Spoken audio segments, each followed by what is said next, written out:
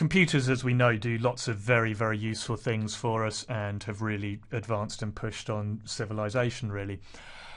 What we're going to look at in this video is situations where computers go wrong, where they should be reliable, where they should be doing things correctly, and because they've been programmed by humans, built by humans, and humans make mistakes, that mistake has resulted in quite a serious situation happening. When your PC has a mistake in its programming, you get a crash or you get the blue screen of death or something like that. You turn the thing off and on again, maybe you've lost 5 or 10 minutes work, it's not a serious problem. However, there are certain situations, certain computer systems that really do have to be reliable. And we all know that things like planes, we would like the systems to work, otherwise we'll fall out of the sky.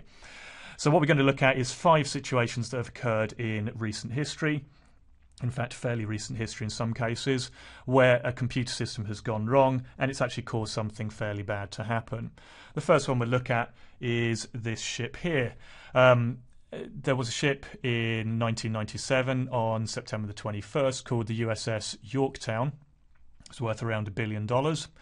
And they refitted the ship with 27 new computers to control the ship. Each of these had two 200 megahertz processors on, and they decided that they would put the operating system Windows NT onto the computer.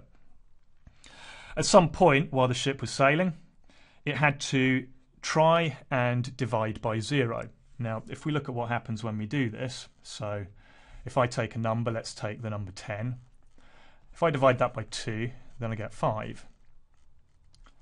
If I take this and I lower that down and I divide by 1, I'll get 10. And we see as I decrease this number in the denominator, this number over here as the result increases. So if I take 10 and I divide it by a half, then I'm going to get 20. And so on and so on and so on. Eventually, I'm going to get to the point where I try and divide by 0. And this is going to give me an answer which is either undefined or it's infinite. It's just too big. I just can't write this number down. It just go on forever. Now, computers have limited storage. So either in the processor or in RAM, I am limited in the amount of area which I've given for this result to go into. Now, in this case here, I can put the 5 in. I can put the 10 in. I can put the 20 in. But I can't put this infinite number, this number that goes on forever, which is the result of dividing by 0. I cannot put in to here. That's impossible. And so what happens is I try and put some of it in, and then eventually I run out of memory and I get something called an overflow error. In this case, it's a divide by 0 overflow error. Now, what happened on the USS Yorktown was when this simple operation, a divide by 0, occurred, someone hadn't put in the programming to check to see if it was 0. So it tried to divide by 0. It got the overflow error, the buffer overflow error, and then all of the systems crashed.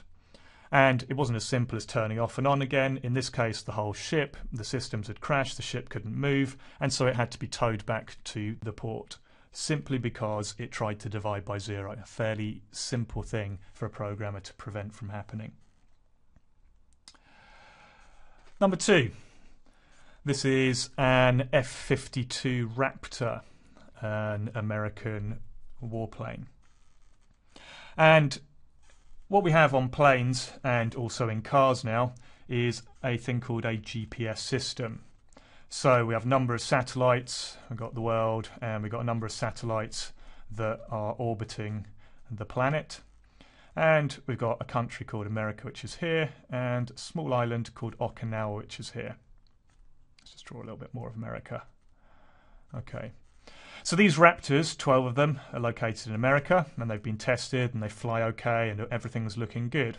And so they decide they're going to go on a mission to Okinawa. And just down here is the international date line. So when I cross over this line here, I'll suddenly advance a day. All of these satellites in the GPS system work off time, they work off the dates. And so it is important that we consider, or the programmers consider, what happens when you go across the date line.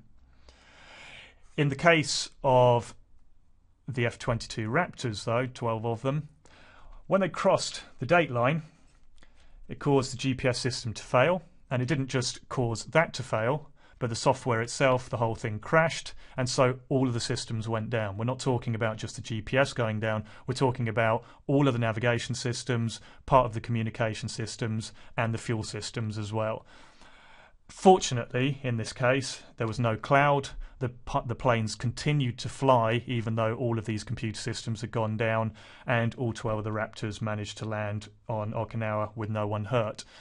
But it shows just how close it's possible to go.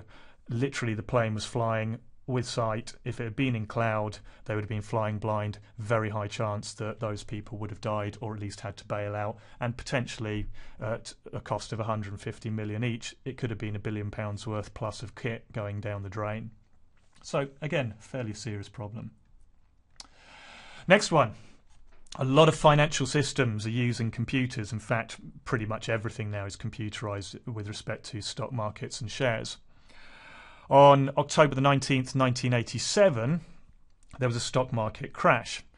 And what happens is investors start selling their shares. So out of the stock market is going millions of shares, a huge amount of money. Now that in itself is fairly normal. There's nothing particularly wrong with stock markets having bad days or good days. But what happens, as the money comes out of the market, the share price falls down. And as the share price is falling down, it reaches a certain point at which other computer systems have been programmed to sell their shares. So if you've got a portfolio of shares which you've bought for a big company, maybe a pension fund, then you will tell it, if the price falls too low, sell your shares at this given price. And so what happened on this stock market crash in 1987 is the share price fell to that price and then kept on falling below, but it was increased by all these other people who were selling their shares now, and the computers were automatically then reaching points at which they would sell shares because the share price had gone too low.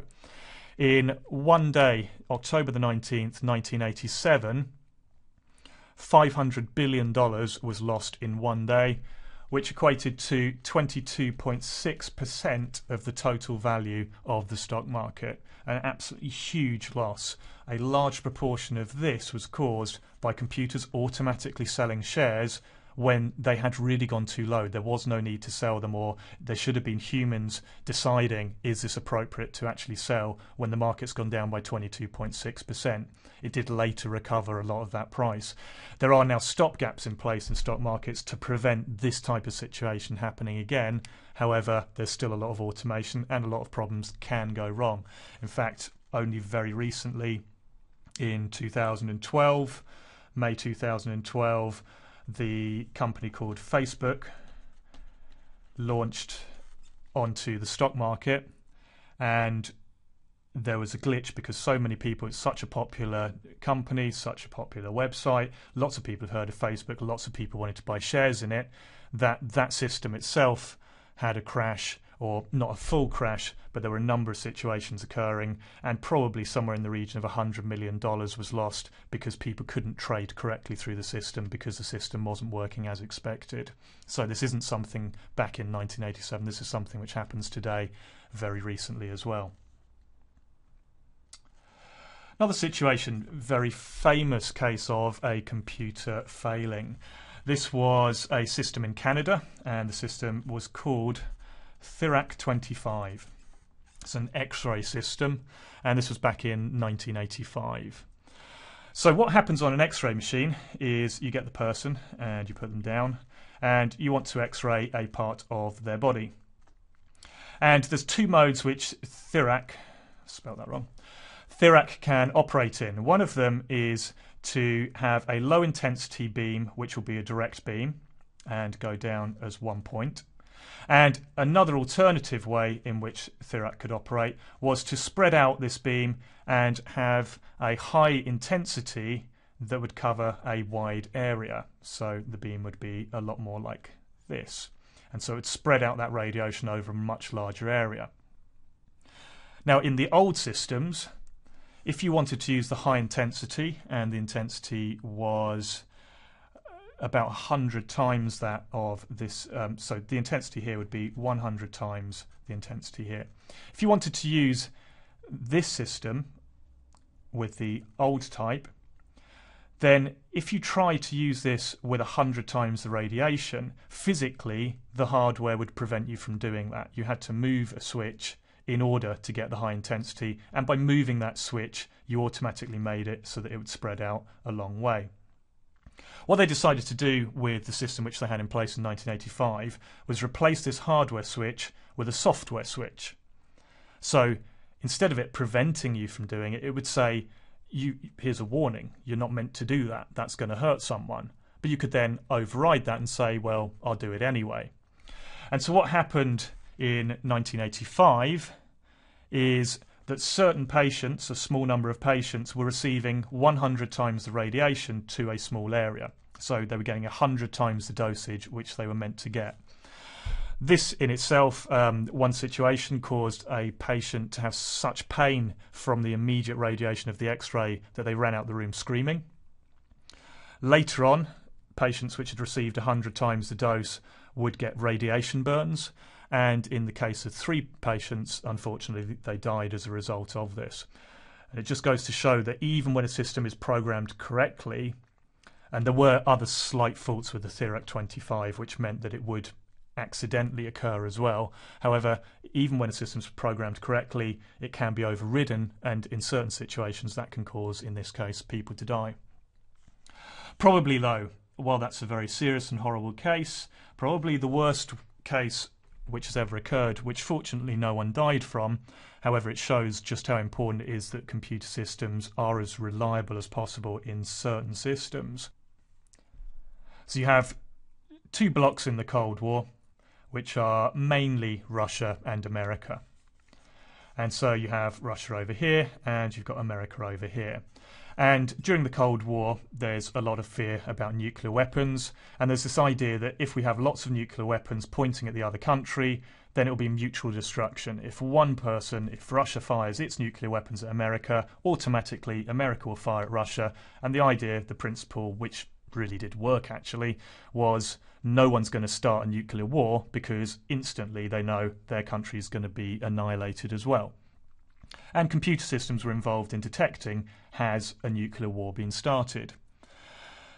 So in September 1983, 26th of September, in a secret bunker which is near Moscow, which is somewhere around here, the alarm bells go off.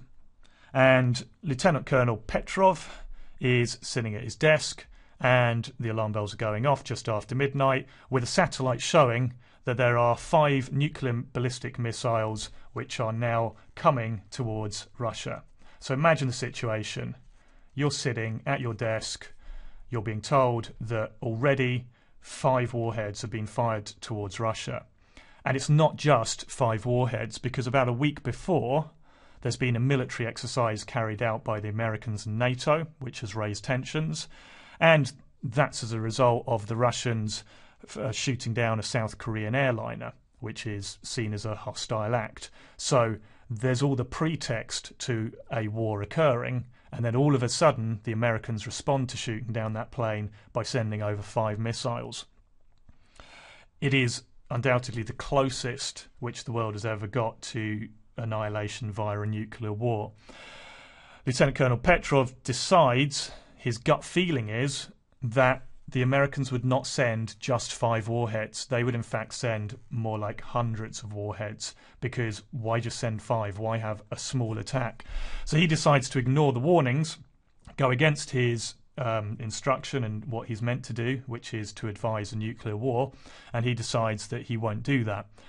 As a result of that, nuclear war is averted, the Russians don't attack America.